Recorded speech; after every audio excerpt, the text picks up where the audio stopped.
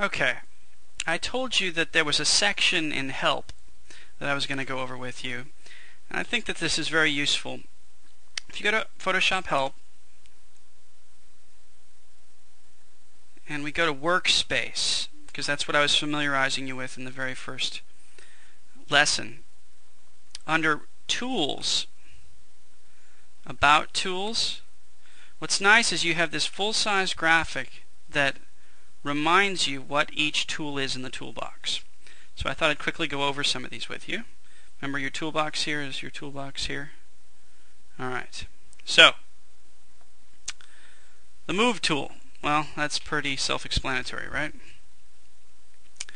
So once you've made a selection, you can click that to move things. I'm just going to give you a brief rundown of these, nothing in detail, because we're going to go into some of them in detail later.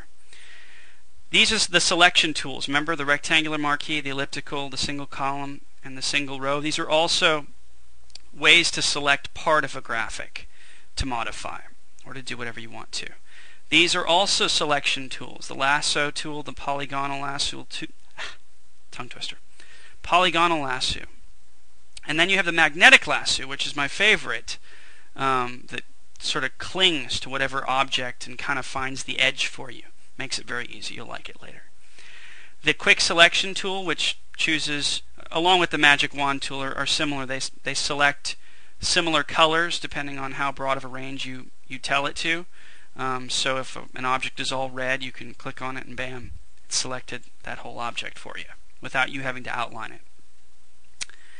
Alright, we have below that the cropping tool, often useful if there's parts of a picture you don't want, or just to make a more artistic touch to a picture. Cropping is basically cutting whatever edges or sides off that you want, and then you can rotate. Very useful. Slicing, we may get into that later. Now retouching, these you're going to use a lot. The spot healing brush, the healing brush, these all are wonderful blends to get rid of blemishes in pictures or unwanted objects. Same with the patch tool. Sampling sections of the graphic and pasting, which is what the clone stamp tool does. Red eye tool, you know what that would do. Gets rid of red eye. Clone stamp, pattern stamp, very fun. Cloning part of a picture and pasting it in the other part, you can make things disappear, like I mentioned. The eraser, I wonder what that does. No. No, very useful, and it is a little bit complex depending on if you choose background or magic eraser. Alright, let's go up to the blur tool. You know, that's kind of obvious. It kind of blends together or sponges a section. So these are some similar tools. Dodge tool. You can darken an object or saturate an object with some of these tools.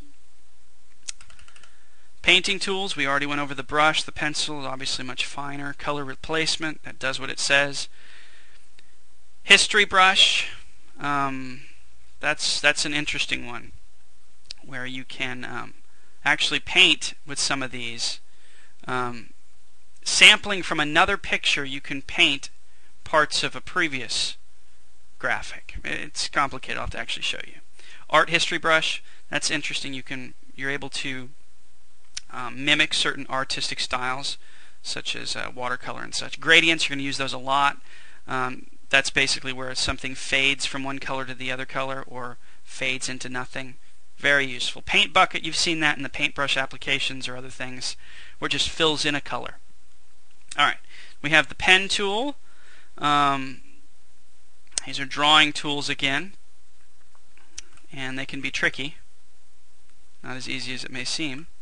Horizontal, these are the type tools that we went over, and some of the mask tools where you can paint around letters or keep a section of a painting and make that the letter color or pattern. Very interesting. Path selection, we may get into that later.